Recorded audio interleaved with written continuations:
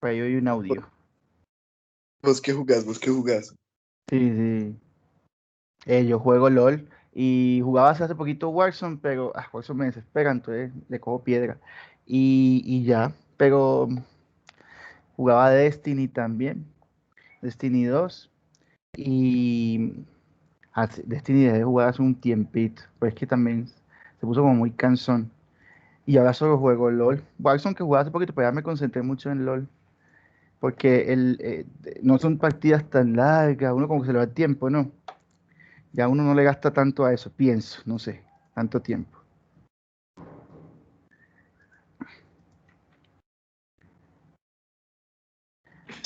Warzone desespera porque uno es muy malo y lo matan muy rápido. Nada, pero Manuel, la verdad es que yo, o sea, a mí, yo no me considero re malo, pues, porque pienso que todos tenemos una curva de aprendizaje. Para todo, hasta para esto en medicina tú tienes una curva. El problema es que yo pienso que esos juegos son muy dependientes de hardware, ¿sí? Entonces, pues hermano, hay gente que te mira ahí como en 4K, pues, y uno es como que, pero si yo no lo veo, ¿dónde demonios está? O sea, yo me he dado cuenta cuando veo las partidas transmitidas que, pues, mi tarjeta es una 1050 Ti, no es ni siquiera una tarjeta extremadamente vieja, pero yo meterle a una 1660 2 millones de pesos, 3 millones de pesos, solo para jugar Warzone, perdónenme la expresión, pero las pelotas, es como comprarse un celular caro. Sí, te compras un celular muy caro y tú verás si le metes la plata, pero uno no le da el uso a veces a 5 millones de pesos en celular, mejor se lo meto a un computador. No sé, yo pienso, Emanuel, que esos Warzone depende mucho de hardware, entonces me desespera, es una piedra.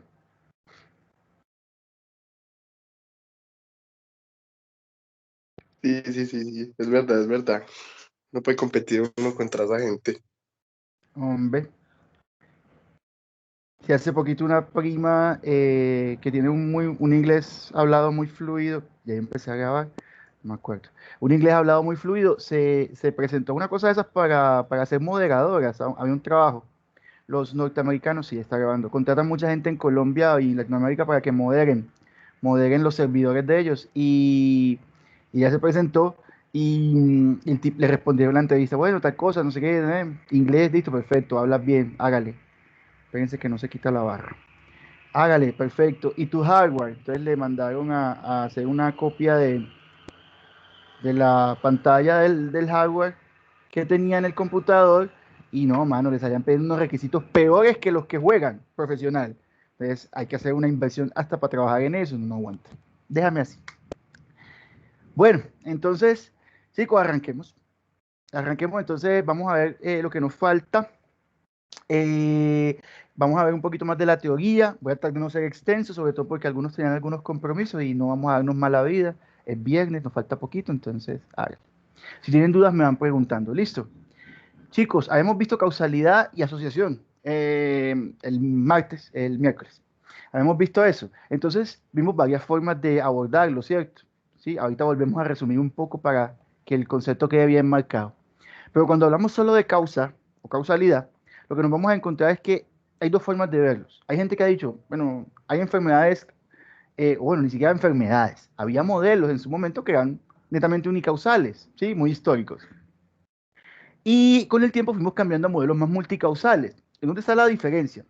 En los modelos unicausales que se planteaban en cierto momento, como cuando ustedes miran los postulados de Koch, ese man era súper plano. Él decía, bicho, signo de enfermedad. Si estás enfermo, tienes ese bicho. No había otra forma. Si yo te saco ese bichito a ti, lo cultivo y se lo pongo a otro, le va a dar exactamente la misma enfermedad con el mismo bicho. O sea, técnicamente la bacteria era la misma. O sea, el agente infeccioso José Mendivil genera la enfermedad en Emanuel. Y si se la sacan de Emanuel, el agente infeccioso José Mendivil genera en otra persona, que sea. Y así con todos los individuos. Entonces, técnicamente el bicho José Mendivil era el mismo. O sea, como si el bicho no cambiara. Sí, como si todas las bacterias son iguales. Una vaina más o menos similar. Entonces, en ese sentido, no, pues había cosas que se daban cuenta, no funcionaban igual. Hay gente que se enferma, hay gente que no. Y eso lo que nos hace es pensar que las enfermedades tampoco son tan planitas como que, ay, ay, uy, me picó un mosquito, uy, dengue, ya me morí, uf. No, tampoco funciona así.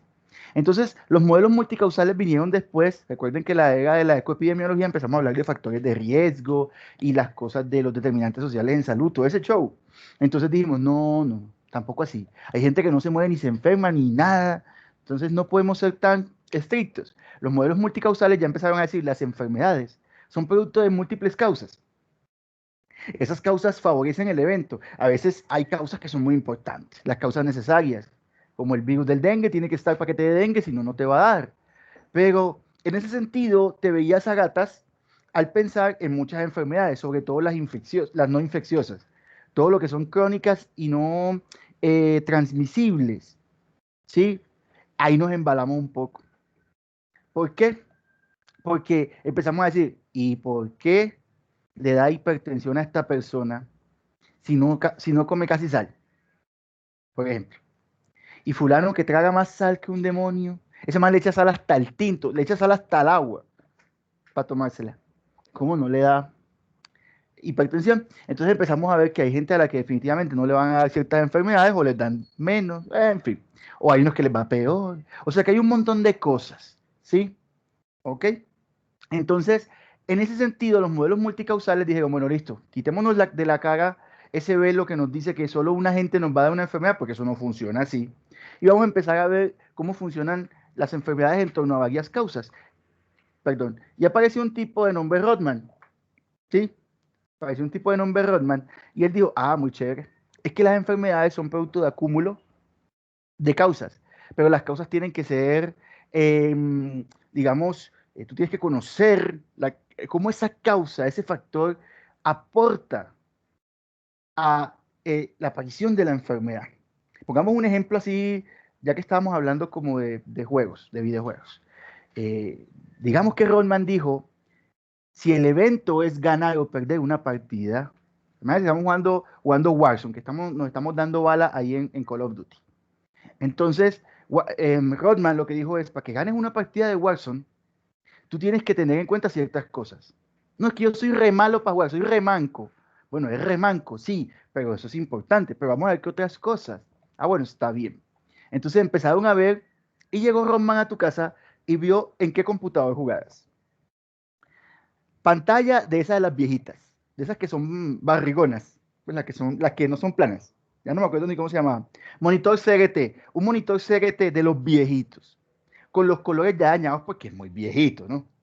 Y además, algunos ni siquiera llegaban a los 50 Hz en frecuencia. O sea, no se actualizaba tan rápido. Entonces, Rodman te dice, hermano, es que estás viendo en esta pantalla, está muy chichi, parece. No, pero vea, don Rodman, yo ahí me defiendo. Entonces, Rodman decía, tu pantalla está jugando un papel importante para que no ganes la partida. Bueno, sí, don Rodman, está bien. Entonces, Rodman sigue viendo, teclado, estaba sucio, pegachento, feo, de los más viejitos, de esos muy viejitos. Entonces, Rodman dice, mano, tu teclado. Teclado, bueno, vea, uno hunde la tecla y se queda hundida.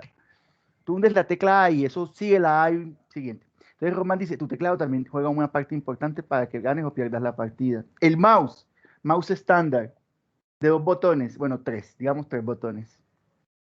Inalámbrico, transmite más lento, te demoras más en mandar la señal. Compra mouse de cable, dijo Rodman. Y además con más botones. Bueno, don Rodman. Ya tú estás diciendo, tengo que cambiar computador casi. Y Rodman sigue y va diciendo, mira, tu tarjeta gráfica realmente es muy viejita, está jugando en requisitos mínimos, no te va a dar para ganarle al otro. Mira que el otro te ha pegado 100 balazos y tú apenas estás viendo que apareció. Y Rodman te suma el internet, además que la silla está mala, te incomodas y te cansas. Rodman te empieza a decir todo lo que falla en la mecánica de tu juego para que ganes una partida o pierdas una partida de Warzone. Exactamente, Rodman habló de esas cosas, pero no necesariamente para medicina. Por eso el ejemplo en los videojuegos, porque modelos multicausales como el de Rodman aplican para todas las cosas en la vida, chicos. Con la diferencia que Rodman calculaba o te decía, tú puedes calcular qué impacto tiene el tener una pantalla CRT o viejita o un teclado maluco que no es mecánico, ¿sí? Y que es demasiado lento. ¿Cómo impacta eso en una partida? Rodman también te podía decir cómo impactan factores como el ser buñuelo para manejar en los accidentes de tránsito. Entonces Rodman dijo, vamos a calcular. y se sentaron a calcular y se dieron cuenta que yo podía saber cuántas personas, por ejemplo, con los accidentes de tránsito, que es un ejemplo muy viejo en medicina y muy común, yo podía saber cuántas personas de los que se chocaban eran buñuelos para manejar.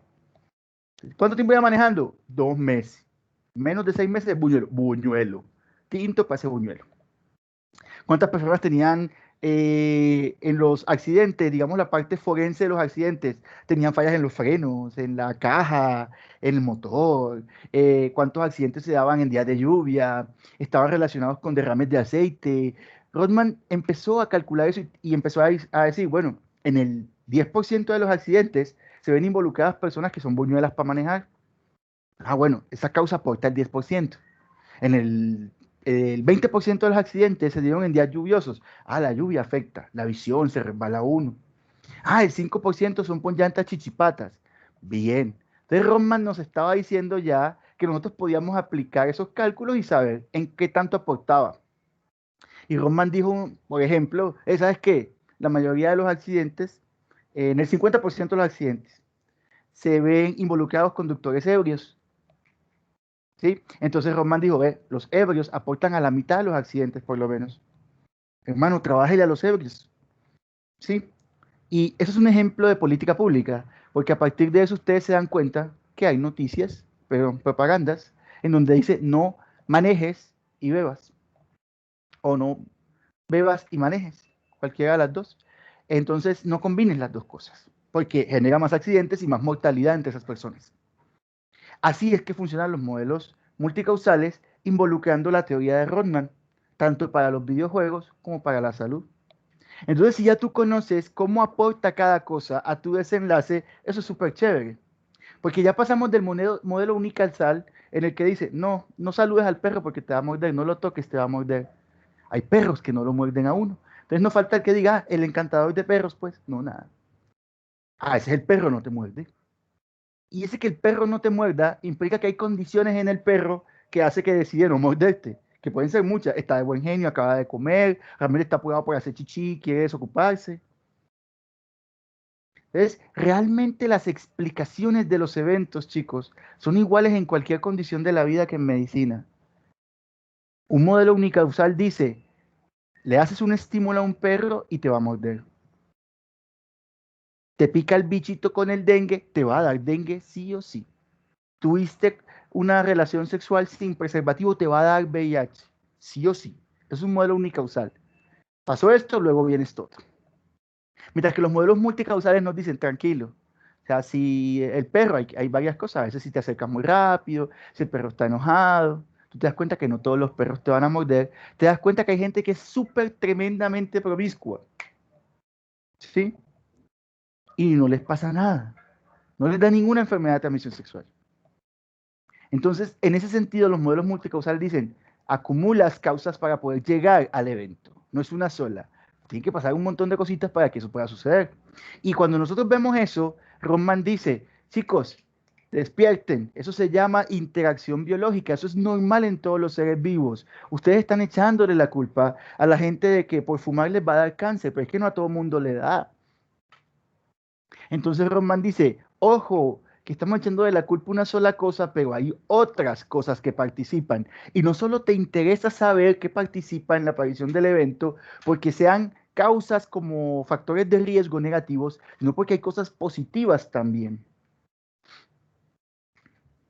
Entonces Rodman dice, hay una cosa que es esta interdependencia de las redes causales. O sea que hay un montón de factores que funcionan entre sí, se conectan. Usted fuma, pero también toma tinto y también hace ejercicio y también ve novelas en Netflix y otras cosas, ¿no? O sea, usted hace muchas cosas en la vida y esas cosas se pueden ir conectando. Todos son factores. Entonces Roman dice, todas las cosas que usted hace, todos esos factores se pueden mezclar y cuando se mezclan hay cosas que potencian a las otras. ¿No les ha pasado los que sufren de pronto de migraña o dolor de cabeza? Que toman, por ejemplo, hasta una acetaminofén o una aspirina o dipirona con café y se les quita el dolor de cabeza más rápido. Entonces, estoy potenciando el efecto a punta de café. Ese tipo de cosas las llama Rodman interacción. Y la interacción, chicos, no es un concepto médico, es un concepto estadístico también. Se puede calcular. O sea que yo puedo calcular cuando un factor tiene alguna relación con otro, que se llama asociación, pero también puedo saber si ese factor interactúa con el otro para poder producir un efecto más rápido o más lento, o anularlo. Entonces la iteración, según Roman, dice que si usted ve Netflix 8 horas al día, pero las otras 8 horas estudia, le va a ir bien en la universidad. Roman no te dice no veas Netflix. La teoría de Roman dice, sí, para que ganes el examen tienes que estudiar. Tú puedes ver Netflix, pero tienes que estudiar bien. Y puedes hacer los oficios de la casa, no le diga a la mamá que no puede. Todos los que tienen altavoces enseguida empiezan a silenciar para que las mamás no los oigan. O sea, tú puedes hacer un montón de cosas según el modelo de Rodman. Tú puedes lavar los platos y hacer oficio y también puedes estudiar. No tienes que estar todo el día estudiando tampoco, pues. Entonces, en ese sentido, los factores interactúan entre ellos y pueden darse dos resultados, que esto lo ven muy bien en farmacología. Las interacciones entre medicamentos o entre enzimas o cosas así. Entonces, podemos ver que hay sinergia o antagonismo. ¿Qué es sinergia? Cuando dos factores van hacia el mismo lado. Por ejemplo, dos factores son protectores. Y cuando yo los junto, entre los dos se potencian el uno al otro y antes me previenen más la enfermedad o me curan más rápido. O están los factores de riesgo que también hacen sinergia. Es decir, cuando yo combino el uno y el otro me va peor. Si yo, por ejemplo, me da por la tragación en la pandemia y encima no salgo, no hago ejercicio ni nada, más rápido me engordo. ¿Sí o para qué? Cosa que nos ha pasado a muchos. Hemos subido un poquito de peso, un poquito nomás. Pero también está el antagonismo. Y el antagonismo es que un factor le lleva a la contraria a la otra. Como cuando se encuentran Petro y Uribe. Se llevan la contraria. Entonces puede pasar dos cosas, que Uribe sea más fuerte que Petro y gane su política, o que Petro sea más fuerte que Uribe y lo que veamos es la política de Petro. Pero también puede pasar que los dos choquen el uno tanto con el otro que se anulen y termina ganando otro presidente. No tiene nada que ver. Los factores pueden ir en la misma dirección o en direcciones contrarias. Y si van en direcciones contrarias pueden anular por completo el efecto. O en su defecto, aunque vayan en direcciones contrarias, si alguno tiene un poquito más de fuerza que el otro, vamos a notar el efecto, sea negativo o positivo. Lo importante es entender que el antagonismo nos va a ayudar a tratar de compensar efectos. Si usted sabe que comer un poquito más le va a hacer aumentar de peso, haga más ejercicio. O si sabe que, por ejemplo, el volumen de la comida lo va a afectar, entonces reparta la comida en alimentos que no le generen tanto ingesta de calorías. Coma más verduras, por ejemplo. Todo eso lo puedes hacer. Entonces, ese antagonismo es muy importante también para nosotros en la epidemiología clínica, porque así buscamos cómo compensarle el daño a las personas, ¿sí? Para que no sea tan evidente ni tan rápido. Entonces, si vamos por ese orden, ya entendiendo el modelo de Rothman y cómo hay interacciones, estas definiciones que yo les di hace un rato, pues la clase anterior, provienen del modelo de Rothman. Rothman fue el que trató de explicarnos esta parte. El concepto de causa aplicado a estos eventos en epidemiología, que no solo son para la epidemiología médica, sino para otras epidemiologías. Y también los conceptos de causa, ¿qué es suficiencia? ¿Cómo acumulo yo causas para generar un evento? Y la necesidad de las causas necesarias. Cómo hay eventos que definitivamente necesitan que haya un factor para que se puedan dar, si no, no se van a dar. Rodman nos mostró la imagen de dos maneras. Y si vemos un modelo de Rodman, es parecido a esto. Todas las causas van a aportar. Si ustedes se imaginan en ese gráfico que las tres son la misma enfermedad, ustedes pueden decir perfectamente que esos tres ejemplos de la misma enfermedad tienen factores o condiciones distintas que la están formando. Miren que en unas hay unas letras y en otras hay otras. Pero ustedes también pueden ver que la letra A está en los tres, bastante evidente. O sea que uno puede decir que la letra A es un factor que técnicamente está siempre en la enfermedad. O sea que uno hasta pudiera pensar que es posible que la letra A es el factor que se convierte en causa necesaria. Si no está, yo no puedo hacer ese diagnóstico. No sería posible. No entra, no encaja en el modelo. Es que estas personas tienen infección por VIH. ¿Y cómo está la carga viral? No, es que nunca se les ha detectado VIH. Y los anticuerpos tampoco. Y el Western blot tampoco. ¿Cómo entonces tienen VIH? Ah, no, porque son todos promiscuos. No, eso no funciona así. Tiene que haber VIH para yo decir que alguien tenga una infección por VIH. Entonces la A viene a ser esa causa, pero las otras miran que se combinan de formas diferentes y la gente igual termina siendo enferma. Esas son causas suficientes. Las que se combinan de formas distintas y también favorecen el evento. O a veces, insisto, es importante que sepamos que hay enfermedades que no tienen causa necesaria. Chao, amor, te vamos a mojar, ya te la sombrilla. No tienen causa necesaria. Entonces nos toca a palos evaluar cuáles son todos los factores que llevan a que el evento se dé. Y eso pasa bastante, chicos. Pasa todo el tiempo.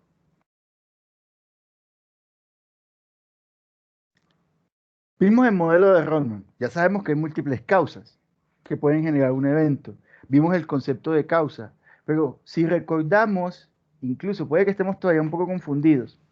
Si recordamos, nos podemos ir un poquito más atrás y vamos a ver que teníamos el concepto de asociación, que es un concepto bien matemático. La asociación no me habla a mí de nada teórico en la ciencia que estoy evaluando.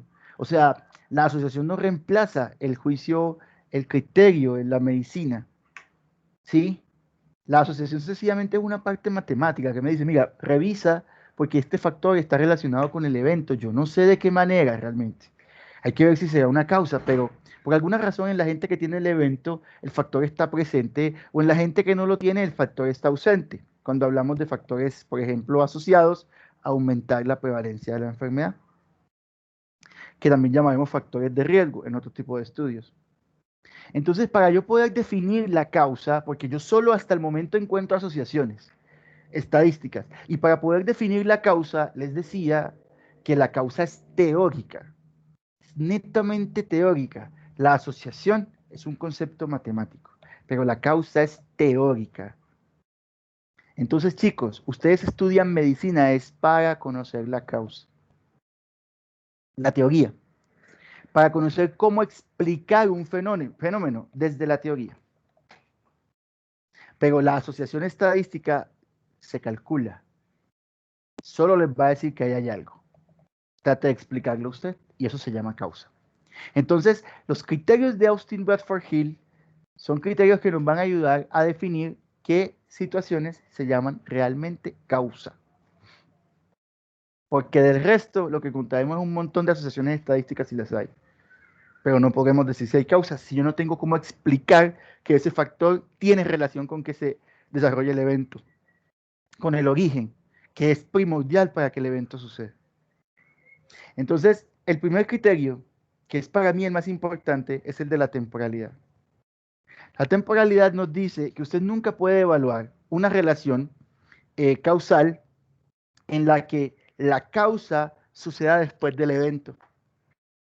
Eso es imposible. Entonces yo no puedo decir, ella está embarazada. ¿Por qué? Porque ya parió. Está embarazada porque ya parió. No, o sea, estaba embarazada. Ya parió. No, estaba embarazada porque ya parió hace 3 días. ¿Qué? Sí, es ilógico. Entonces yo puedo pensar que que el embarazo es la causa de que haya un parto, pero no que el parto es la causa de un embarazo. No tiene sentido. O el ejemplo con respecto a la muerte. Tú no puedes dispararle a un cadáver y decir que lo mataste, ya estaba muerto. Tú puedes profanar un cadáver, sí, hay delitos con eso. Pero no puedes matar a alguien que ya está muerto. No se puede. Te pueden meter preso por otra cosa, pero no por eso. Entonces, en ese sentido, la temporalidad implica que el factor siempre aparece antes del desenlace. ¿Ok? Y por eso es que podemos atribuirse. Como en el ejemplo de los cambios en el estilo de vida, si nosotros hacemos un cambio del estilo de vida después de que el evento pasó, ese estilo de vida puede tener relación, asociación con el evento, porque nos damos cuenta que es más frecuente. más frecuente en los que desarrollan el evento, pero realmente no es una relación causal, porque el cambio del estilo de vida se da después de que el evento sucede, un infarto, una enfermedad cerebrovascular, ese tipo de cosas. El segundo criterio es el de fuerza de asociación, que es lo que vamos a ver al final de este tema. Son las medidas que utilizamos para poder tener en cuenta la magnitud del impacto que genera exponerse a algo sobre un desenlace. Entonces la fuerza de asociación está expresada en unidades que utilizamos en epidemiología como el OR, el RR, el HR, el RP, el riesgo atribuible poblacional. Son varias. ¿Qué sucede? Que la fuerza de asociación utiliza esa medida para poder decirme a mí qué tan a favor está la exposición con respecto a enfermarse, llámese un factor de riesgo, o qué tan a favor está la exposición con respecto a no enfermarse, o sea, como un factor protector. La fuerza de asociación es tener en cuenta que en teoría yo debo ver enfermos solo a los que se han expuesto y debo ver siempre sanos a los que no se han expuesto. Pero eso no siempre es así. Lo importante es que siempre haya más expuestos cuando es un factor de riesgo, siempre haya más expuestos que se enfermen, que sanos que se enfermen. Y cuando el factor es protector, yo debo encontrar más sanos que se hayan expuesto al protector que enfermos que se hayan expuesto al protector. Eso es la fuerza de asociación, la relación que hay entre la exposición y la enfermedad o la no enfermedad. El tercer criterio es el de dosis-respuesta. El criterio de dosis-respuesta ya no solo tiene en cuenta que los enfermos, en teoría, son los que se deben exponer cuando es un factor de riesgo. Ya ni siquiera eso. Ah, es que yo me expongo al cigarrillo, sí, bien. Y tú, no, yo no me expongo. Sino que entre las personas que fuman cigarrillo hay distintos grados de exposición. Hay que se fuma 20 cigarrillos al día, hay que se fuma 5. Entonces no podemos pensar que es lo mismo fumarse 20 cigarrillos que 5. Habrá enfermedades en las que da lo mismo, la verdad. Da lo mismo que tanto te expongas, además que sí. Pero en el ejemplo del cigarrillo, no. Más cigarrillos, peor desenlace para ti, o más probabilidad del desenlace para ti. En el ejemplo que tenemos en la diapositiva, entre más como más engordo. Claro, porque lo que comas sean, pues, cosas que no tengan nada de calorías. Prácticamente, no sé, materiales totalmente inertes. Pero técnicamente, entre más como más vas a engordar, de una forma u otra. Así que ese es el criterio de dosis y respuesta. Más exposición, más probabilidad de enfermar o más gravedad de la enfermedad. Otro criterio es el de consistencia. Hay unos criterios que se parecen mucho. El de consistencia, el de evidencia experimental y el de analogía. Vamos a ver las diferencias. El criterio de consistencia lo que nos dice es que si tú tienes estudios disponibles, han hecho investigación sobre eso, varios estudios van a dar el mismo resultado. O sea que varios estudios van a decir que el factor que estás estudiando es de riesgo. Entonces, bueno, sí, tal cosa es un factor de riesgo para cáncer de pulmón, no podemos inventar más. Eso es consistencia, encontrar el mismo resultado varias veces. Pero además tenemos otro criterio, el de especificidad.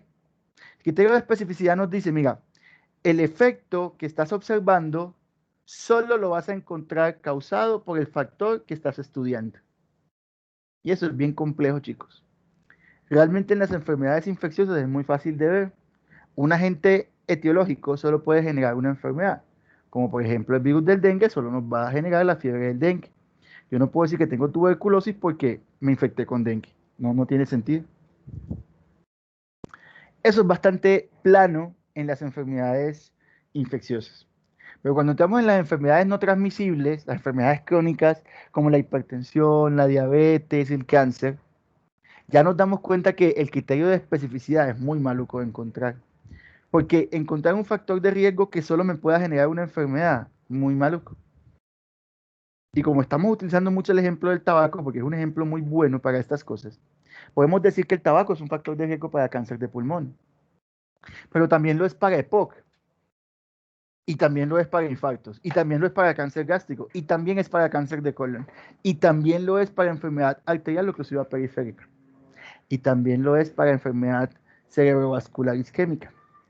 Entonces, no podemos decir que la exposición a tabaco es específica del cáncer de pulmón o del EPOC o de cualquiera de las que les mencioné, porque realmente puede generar otros trastornos. Entonces, eso es muy complejo. Cuando logramos encontrar especificidad es genial, porque es como decir que solo con ese factor yo voy a generar una enfermedad. Si vemos otros criterios, está este también que es muy importante, el de plausibilidad, y es qué tanto puedo aceptar yo lo que me están explicando. Mañana les ponía el ejemplo de Pipe Bueno y Luisa Fernanda W, que le han dado más palo, que esa vieja tiene mala mano, que vean cómo está de flaco, cómo está de feo, que estaba mejor cuando estaba con Maluma. Vamos a ver las fotos con Maluma, cómo son. Y tienen la razón, o sea, el tipo se ve diferente. Pero, ¿qué tan plausible es decir Luisa Fernanda W tiene mala mano? O sea, ¿qué es tener mala mano? O sea, realmente en medicina, todas esas cosas no las podemos evaluar y no son plausibles para nosotros. Así que cuando tenemos un paciente con una opinión de ese tipo, ve, lo que pasa es que esa señora, la suegra, imagínense la suegra, la mamá de Pipe Bueno, es que esa muchacha tiene mala mano, doctor, vea cómo me lo ha puesto. Entonces ustedes no van a pensar, uy, sí, esa Luisa Fernanda W tiene esa mala mano, vamos a alejarlo de ella para que se mejore. No, ustedes van a pensar como médicos si van a buscar alguna enfermedad o alguna cosa que le esté generando ese cambio a Pipe Bueno. Eso es plausibilidad, chicos. Es que es lo admisible dentro del conocimiento actual. Antes eran los miasmas, pero ya sabemos que las enfermedades se transmiten es por microorganismos, no por miasmas. Entonces, el mal de ojo, la mala suerte, la mala mano, las energías, eso es otra área que en medicina no podemos evaluar. Entonces, en medicina, yo no les estoy diciendo que no tengan creencias en otras cosas. Lo que les estoy diciendo es que como médicos no van a poder, bajo el modelo de la medicina, explicar esas cosas. Para nosotros, esas cosas no son plausibles. Entonces, no la podemos aplicar este método. Usted le puede aplicar otro, como quiera. Pero lo que hacemos en medicina no. Entonces, eso nos va a limitar en ese sentido. Tenemos que tener claro que es plausible. Otro criterio, evidencia experimental, que se parecía al de consistencia. Evidencia experimental solo nos dice que existe algún tipo de estudio en el que se ha investigado la relación que nosotros consideramos. O sea, que yo pudiera decir que evidencia experimental es que alguien haya publicado algún estudio que hable de tabaco y cáncer de pulmón. Es solo eso, que hayan artículos, nada más, que toquen el tema, ¿sí? Independientemente del resultado, que lo toquen, nada más. Entonces, viendo aquí de una vez y para poder hacer la comparación, está el criterio de analogía, que es el que más nos puede confundir, y es que analogía a lo que se refiere es que yo solo puedo tener una relación causal entre un factor y un efecto. Lo que pasa es que el cigarrillo a veces es un factor de riesgo para cáncer de pulmón, pero a veces es un factor protector. No, no se puede. O es factor de riesgo o es protector. No puedo ser las dos. Es imposible. Porque de hecho los estudios no permiten que dos cosas se den simultáneamente. El estudio te dice cuál de las dos o protege o aumenta el riesgo. Sin embargo, la analogía es variable.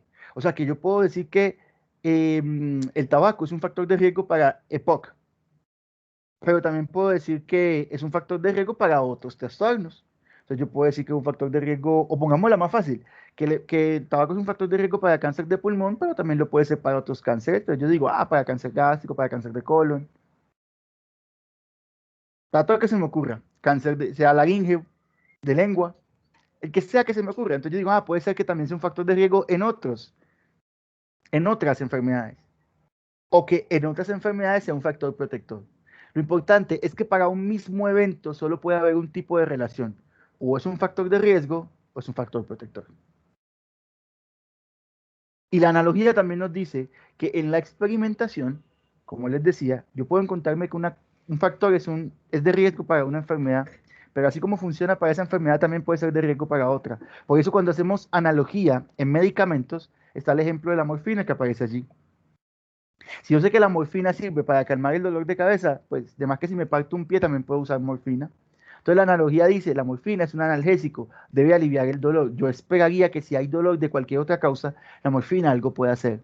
Entonces, esas son las formas de ver la analogía. Yo esperaría obtener un resultado con respecto a un desenlace. En este caso el desenlace es el dolor. Y tenemos la coherencia.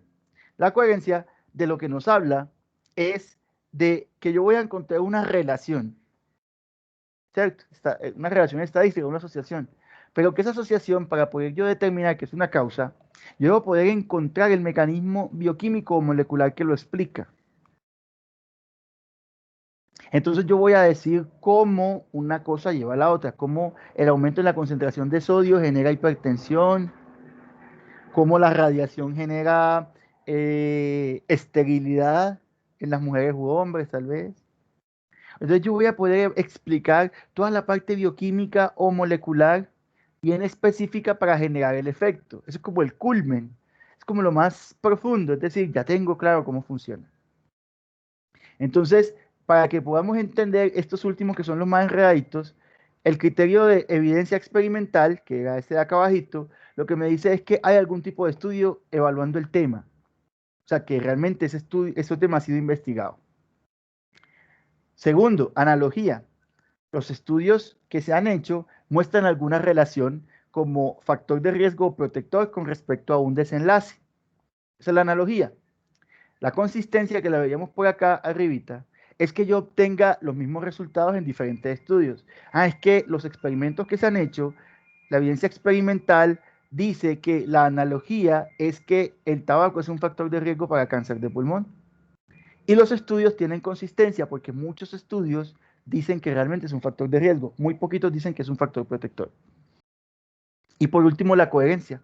La coherencia es, y los estudios explican algunos que cuando fumo tabaco, el quemar la hoja genera tales moléculas que yo las inhalo, van a los pulmones, en mis células pulmonares hacen esto, luego a nivel del núcleo y se forma el tumor. ¿Ok? Ese es el orden para esos criterios que son como los que más nos pueden confundir. Entonces, yo para generar el concepto de causa no necesito los 8 criterios. ¿Sí? Lo que sí debo saber es que entre más criterios tengamos a favor, más favorezco, efectivamente, el decir que ese factor es una causa del otro, del evento o del efecto que estoy estudiando. Hasta este momento, chicos, ¿tienen alguna duda? ¿Quieren que les aclare algo? Sí, profe, todos los criterios tienen como el mismo peso. Técnicamente sí, porque esto no genera como una especie de escala, no, sino que son como evidencia, ¿sí? Son como evidencia. Entonces, entre más acumulas, mejor. Pero, por ejemplo, cuando tú explicas el mecanismo de coherencia, uy, fue perra, ya eso es mucho. Es mucho porque tú estás diciendo cómo se da la enfermedad con la exposición, ¿sí o para qué? Entonces el virus llega, me coge las células de mis pulmones, me da falla respiratoria, entonces el COVID, eso ya es muy grande. Pero técnicamente son lo mismo, solo que tú los vas acumulando. Entonces, ahorita vos hablabas de plausibilidad. Plausibilidad es o sea, como que ese factor esté aceptado por los conocimientos actuales, ¿cierto? Eso es plausibilidad. Ajá, sí. Entonces, digamos que yo tengo otros criterios, pero no tengo ese. Ese Ujú. no, ese no es como muy importante, pues porque ese no es como algo aceptado. Claro, pero fíjate que es importante, pero precisamente por eso te digo que todos van sumando. Tú no tienes criterio de plausibilidad, en absoluto, porque no se sabía que eso existe, pero tú lo acabas de descubrir. Acabas de descubrir cómo el exponerse a una pantalla de computador, en vez de enseñarle a uno, lo vuelve bruto. Imagínate. O sea, no, la gente se embrutece más cuando usa pantallas de computador. Una vaina bien loca. Entonces todo el mundo dice, ay, no se me está chiflado, porque como así, si uno antes estudia por ahí y las clases en Teams con el profe. Pero cuando tú explicas, por ejemplo, la coherencia o muestras varios, que viene a ser el mecanismo por el cual se da el efecto, y puedes sacar varios artículos, por ejemplo, varios reportes de experimentos similares en evidencia experimental con consistencia en los resultados, y tú demuestras, bueno, pasa esto, los rayos que salen de la pantalla afectan el cerebro tostando las neuronas. Plausibilidad no hay hasta el momento porque no era aceptable. Pero cuando tú explicas el mecanismo, ya la cosa cambia. Entonces, el criterio de plausibilidad cambia es cuando tú explicas cómo sucede. ¿Sí me hago entender? No tienes que tenerla desde antes. O sea, plausibilidad es con lo que sea ahora, ¿eso es cierto o no? Entonces, si ya tú sabes que el COVID es causado por un virus y no por las antenas 5G, en este momento tú no vas a tolerar que nadie se te ponga pues con bobadas y te diga, es por las antenas. Ya tú dices, es por el virus, olvídalo. Pero en su momento no había una causa clara. ¿Y qué opinión dio la gente? Son las antenas 5G. Algunos lo consideraron plausible. Pues no vamos a decir que los científicos, pero algunos sí. Hasta que tuvimos la explicación más clara, salió el mecanismo por el cual el virus genera la infección. Empezaron a aparecer artículos reportando casos y esto y esto. Entonces el criterio de plausibilidad cambió y ya teníamos claro que lo aceptable es que para esta enfermedad era el coronavirus el que la causaba. ¿De acuerdo? ¿O aún no fui claro? Sí, me queda claro. Ujú. Ok. Bueno, lo importante es que ese criterio puede cambiar. Entonces, tú con tu investigación, tú lo puedes cambiar. Esa viene a ser la idea. Pero sí, es importante que veamos que hay que acumular. O sea, hay cosas que no son fáciles. Especificidades, muy maluco de demostrar para una enfermedad crónica. Es que, hermano, es que las enfermedades crónicas son un boleo de cosas juntas. Uno antes está vivo porque Dios es grande, pero realmente es más fácil, es más probable que uno esté enfermo y muerto a que esté vivo. Y es que realmente hay tantas cosas que generan daño que nuestros mecanismos de homeostasis, de madre, son muy buenos, porque nos mantenemos en teoría más o menos bien. Pero efectivamente estamos expuestos a demasiadas cosas, chicos. Entonces, ustedes con el tiempo se van a dar cuenta que cada vez van a leer más patología, y les va a pasar típica cosa de estudiante de medicina, que entre más leo, más enfermo creo que estoy. Mi madre. Vea, un buen estudiante de medicina se siente que ha tenido alguna enfermedad rara alguna vez. Porque eso uno va leyendo y uno dice, eso es lo mío. Eso es lo mío, por eso es que yo trago tanto. Tengo síndrome de Prader-Willi. Total.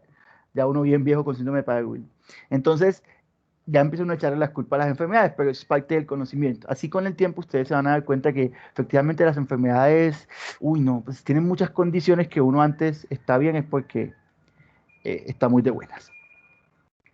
Bueno, entonces ya habiendo visto estos criterios, vamos a pasar acá a estos pasos. Pasos para la inferencia causal. O sea que si ya yo sé que esa asociación, ya yo sé que eso es estadístico, solo solito así no me sirve para nada. Pero entonces, cuando ya yo empiezo a tener el tema de asociación, yo ya estoy pensando en mi cabeza que si encontré alguna relación estadística, puede haber una relación de causalidad clara. Puedo encontrar una causa de un evento. Eso aporta al evento como causa. Voy a investigar. Entonces, para hacer eso, nosotros debemos tener en cuenta que hay dos formas de evaluarlo. Uno, los modelos deterministas. Los modelos deterministas son como usted, novia, porque los hombres no somos tan así, las mujeres. Si me ponen los cachos, te dejo. Las mujeres son más así. Si me ponen los cachos, te dejo. Y uno es como que, oíla. No, mentira tampoco. Pero te ponen los cachos y perdonas y sigues porque el amor hay que nutrirlo. Entonces las mujeres son deterministas en las relaciones. Si haces tal cosa, me voy. Si no me pagas bola, te dejo. Y son así. Pero ya uno sabe que no funciona de esa manera. Entonces los modelos deterministas son, si te expones a tal cosa, te vas a enfermar. Si te pasa tal cosa, te vas a morir. Modelo determinista no da opción a nada. Presencia del factor, presencia de la enfermedad o de la muerte o de lo que sea. Pero sabemos que en medicina eso no pasa tanto. ¿Sí sucede? Claro que sí, chicos. Porque te vas a encontrar con enfermedades cuya historia natural es literalmente matarte. No hay de otras. Porque no hay tratamiento, porque no hay una forma clara de abordarlas, porque la supervivencia es bajísima. Todos nos vamos a morir, chicos, todos. La diferencia es de qué nos vamos a morir. Pero realmente nos vamos a morir todos. Y hay pacientes a los que les vamos a tener que decir, bueno, esta enfermedad no tiene tratamiento. Y técnicamente decirle a alguien que se va a morir es una cosa muy boba porque todos nos vamos a morir.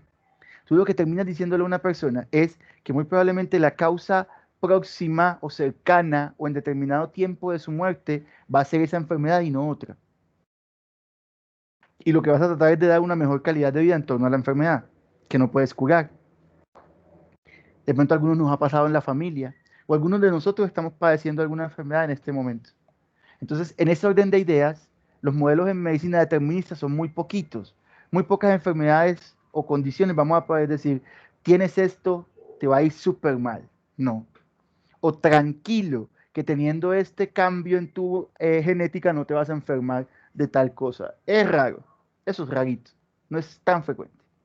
Mientras que los modelos probabilísticos son los que más abundan y a los que los médicos menos nos gustan. Porque somos orgullosos. Cosa orgullosa hay un médico. No sean orgullosos, chicos. Profe, Dime. con, con ese, con ese modelo determinista, entonces uno podría decir que aseverar que quien no tiene el receptor CCR5 en sus células inmunológicas, entonces no va a enfermar de VIH. Pues no se va a Ujú. infectar con VIH. Exacto. Entonces fíjate que hay varias formas para explicar la resistencia al VIH. Efectivamente, la presencia del receptor es muy importante, ¿sí? Pero obvio, mira que tú me estás mencionando una cosa que se amplía mucho. No tener el receptor explica que hay inmunidad de una. Se sabe que en los mecanismos de resistencia al VIH la parte genética es muy importante. De hecho, la parte genética es lo menos estudiado porque ya la tenemos clara.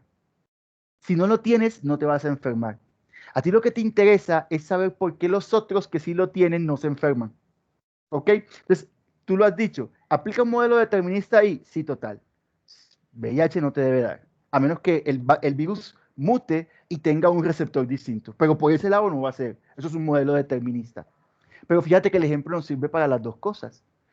Entonces, tenemos, en este caso, donde en lo que más se ha estudiado este tema es, yo que les mencionaba la clase pasada, es una parte muy interesante porque investigar la parte del virus del VIH implica que tienes un montón de cosas que modifican el desenlace. Entonces, en la población de más riesgo, que son los hombres que tienen sexo con hombres, es donde más se investigan los mecanismos de resistencia al VIH, porque son en teoría los que más riesgo tienen.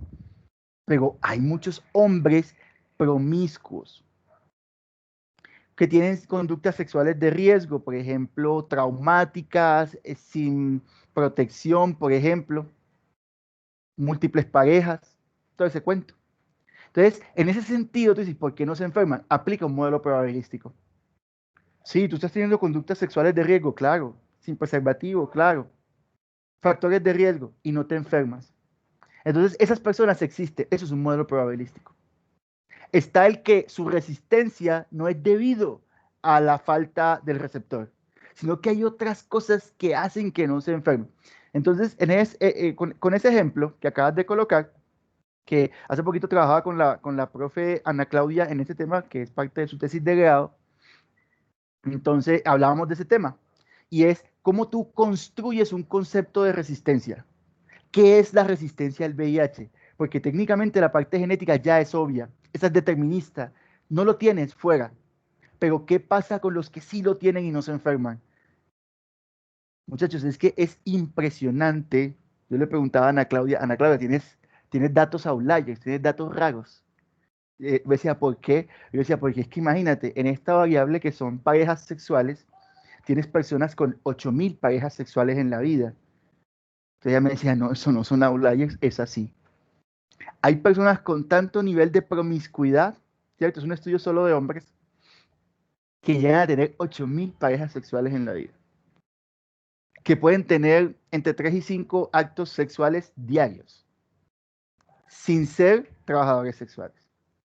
O sea, imagínense el calibre del riesgo que puede tener un individuo que tenga una vida sexual tan demasiado activa y donde muchos no usan preservativos, no los usan, literal no los usan. Lo más chévere de ese estudio de Ana Claudia es que tiene unas explicaciones también un poquito más cualitativas y es como ellos perciben el usar o no un preservativo. Entonces, chicos, realmente medicina 2 más 2 no es 4. Es que hay un boleo de cosas en la mitad que yo tengo que tener en cuenta para pensar que a alguien le pasa algo, le puede pasar. Pero por eso les digo que los modelos probabilísticos son los que los médicos más odiamos, porque usted lo que quiere es llegar donde el paciente y decir, tienes esto, tienes tal enfermedad y te vas a morir en 3 días. Uno lo que quiere es eso, tipo Doctor House. O el de ahorita que sale en Amazon, es el muchachito que tiene autismo. Uno quiere ser así, Eso es tal cosa y juega. Lo sé todo. Pero en medicina eso no sucede, chicos. Les digo siempre, ustedes le dicen al paciente que se va a morir de un infarto porque está gordito, no hace ejercicio, consume alcohol, tabaco, etcétera, etcétera, y el paciente los entierra a ustedes, se mueren ustedes primero. Y insisto, el día del entierro, el paciente va al entierro y se ríe de ustedes. ¡Ja, ja!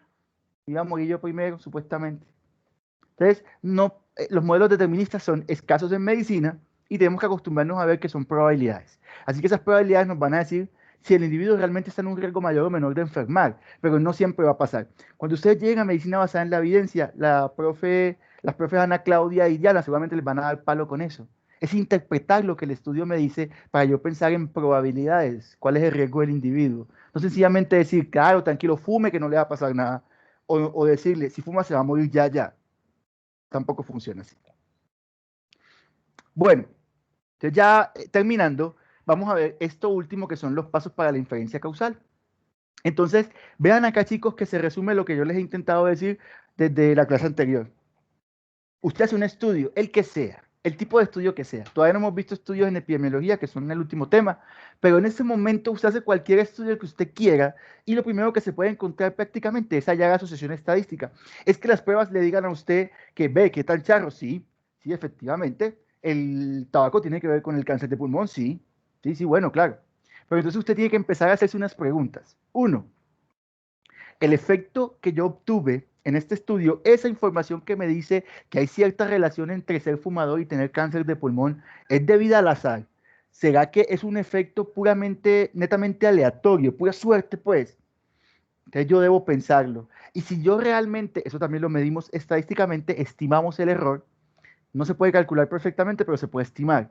Entonces yo puedo decir, si me pasé de margen de error, yo digo, ¿sabes qué? No, mejor no sigo sacando conclusiones con este estudio porque estos datos los saqué de una forma en la que el azar está influenciando mucho el resultado. Entonces de pronto estoy diciendo que a todo el mundo le va a pasar igual y no es así.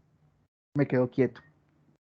Pero si yo digo influencia del azar, no nada. Matemáticamente está demostrado aquí, mira, poco efecto del azar, poco margen de error. La forma como hice el estudio fue perfecto en el muestreo. No, nada, cero azar. Voy bien. Vamos para el siguiente paso. El siguiente paso, sesgos, que también en medicina basada en la evidencia les van a dar palo con los sesgos. Los sesgos ya no son errores dados por el azar. Los sesgos ya son errores de ustedes cuando toman una decisión inadecuada en el diseño de una investigación. Profe, pero como yo no voy a investigar, yo no voy a cometer sesgos. Usted sí comete sesgos, muchas veces. A veces uno comete sesgos cuando va a cuadrarse con el novio o con la novia. Y uno dice, tan linda, es perfecta, esa sonrisa. Y la pelada le habla así, uy, qué más niño. Un sesgo. La belleza no es sinónimo de buenas actitudes. Nos puede pasar. O nos puede pasar que creemos que una persona es súper mala clase y resulta que es buena gente cuando lo conocemos. Nos puede pasar muchas cosas, chicos. Entonces, los sesgos son introducidos por nosotros. Entonces, si yo tengo sesgos a nivel de la selección o de la información es la forma como mido. Cogí mal a los pacientes, escogí preferiblemente personas enfermas, o escogí muchos sanos, o escogí en su mayoría gente que por alguna razón de forma natural iban a estar expuestos. O sea, yo estoy sesgando el resultado a través de la elección de los individuos o de la forma como mido las variables, y eso va a afectar todo mi análisis. Entonces yo digo, ¿sabes qué? Ahí la embarré. Este sesgo aquí es tan notable que realmente estos datos son bien dudosos. Aunque me dicen algo muy interesante, son bien dudosos. De pronto estoy metiendo la pata, no sigo. O en sus efectos continúo y digo, bueno, voy perfecto, sesgo de selección y confusión, nada. Estudio perfecto, lo diseñé genial. Ya hice el análisis, vamos a ver si hay sesgo de confusión. La confusión también es estadística. La confusión lo que me dice a mí es si una variable se le atribuye un efecto cuando realmente el efecto no es debido a ella, sino que esa variable tiene relación con el efecto y con otro factor simultáneamente. Para que me entiendan, el ejemplo del tinto y el tabaco, con el infarto agudo de miocardio. Si ustedes están evaluando el infarto agudo de miocardio y solo se les ocurre preguntar si la gente toma tinto o no, ustedes se van a encontrar que mucha gente de los infartados toman tinto, pero el tinto no es la causa. Con el tiempo se van a dar cuenta que el tinto está asociado a consumir tabaco también. y que el tabaco y el infarto tienen una relación importante y que realmente los que tienen más infarto son los que fuman, que además, por pura chepa o costumbre, toman café, pero no es el café el que tiene la culpa. Entonces, el café es una variable confusora. Usted le atribuye la culpa del infarto, pero realmente no es así. El café es una variable intermedia que tiene relación tanto con el consumo de tabaco como con las personas que se infartan, porque sencillamente es algo natural en ese grupo de individuos. Así que realmente no es la causa, es un factor asociado que genera confusión. Entonces hay que aprender a preguntar. Entonces cuando nosotros controlamos la confusión en el estudio y decimos, ah, sí, aquí podemos ver efectivamente que el café es una variable confusora, entonces realmente la variable que genera el efecto es el tabaco. Ah, sí, no es el café, es el tabaco. Muy bien, tabaco. Entonces al final usted queda con, ah, bueno, listo, ya controlé la confusión, ya sé que es el tabaco el que realmente puede generar el efecto. ¿Es acaso el tabaco una causa de EPOC, de cáncer de pulmón, etcétera? Infarto, en este ejemplo. Entonces, usted le queda la duda ahí, ¿es una causa? Y cuando está ahí en el pedacito de, ¿es esto una causa? Entran los criterios de Bradford Hill. Y usted empieza a ver temporalidad. ¿La gente fumaba antes de tener infarto? Sí, señor. Fuerza de asociación. Ah, el riesgo relativo, expuestos no expuestos, es de 40. Por cada persona que fumaba y tenía cáncer de pulmón, habían 40 que habían fumado y tenían cáncer de pulmón. Una diferencia brutal. Consistencia, perdón, evidencia experimental. Sí, hay estudios que han evaluado tabaco e infarto. Muy bien. Analogía. En estos estudios se encontró que el tabaco es un factor de riesgo para cáncer, para infarto. Consistencia. Todos los estudios demuestran lo mismo. Factor de riesgo. Y así. Bueno, listo, perfecto. Coherencia. Plausibilidad. Así es, plausible porque sabemos que el quemar biomasa genera moléculas cancerígenas. Vale. Coherencia. El mecanismo molecular que explica la aparición de infartos. Pues sí, me equivoqué. Era infartos, sí, me cuento. Infartos. Entonces, el mecanismo que genera infarto es porque esto genera cuando quemas tabaco e inhalas, se genera un proceso inflamatorio. Los vasos sanguíneos, no sé qué, y así. Aplico los criterios y a medida que más criterios lleno, yo puedo decir con toda la certeza del mundo que el tabaco es causa de infarto agudo de miocardio. Y así sucede realmente. Yo encuentro asociaciones, a veces no tengo claro cómo es el mecanismo, pero a medida que voy llenando criterios, yo digo definitivamente, el tabaco es el que tiene la culpa. Eso es lo que hacemos, chicos, en medicina todo el tiempo. Y así es que ustedes al final leen un libro y dicen, esto es lo que genera tal enfermedad. Todo ese proceso tuvo que haber pasado para que ustedes puedan leer los libros que hoy leen. ¿Ok? ¿Dudas, chicos? PQRS, tutelas, demandas.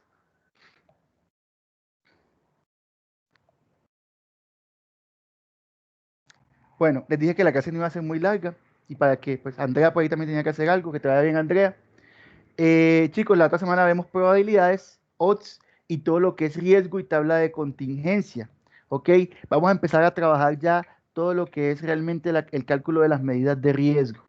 Entonces, nos vemos la otra semana. Súper buena actitud porque vamos a entrar en una parte como la de normalidad y pruebas diagnósticas, que es complejita, pero tenemos 2 semanas para trabajarla fuertemente en cuanto a cálculos. Entonces, que tengan un buen fin de semana, descansen, desconectense un poquito de la medicina, saludos en sus casas y que estén súper bien. Chao, profe, gracias. Listo, profe, gracias. A ustedes, gracias a ustedes.